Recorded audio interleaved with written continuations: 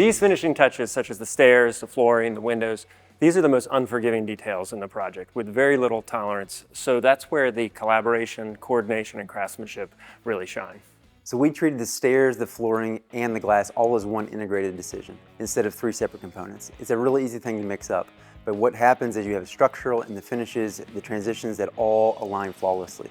And that's key to Alair's quality standards. So these intersections are intersections of space and material, but to me, more importantly, they're intersections of daily activity. Routines and rituals I think we often take for granted, such as somebody arriving at the door for the first time and seeing the home, or Jason coming down in the morning for his coffee or tea, or going up at night to retire for the evening.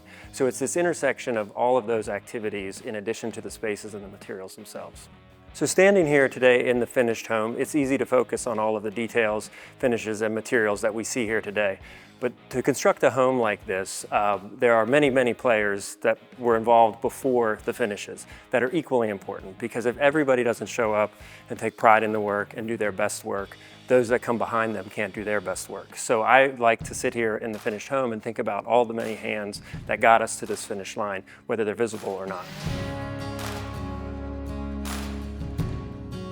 Without a detailed planning and coordination between multiple design teams, we never would have got this staircase in. And you wouldn't know it walking into the house, but that 26-foot tall window that gives a great view of the staircase had to be the very last piece that came in.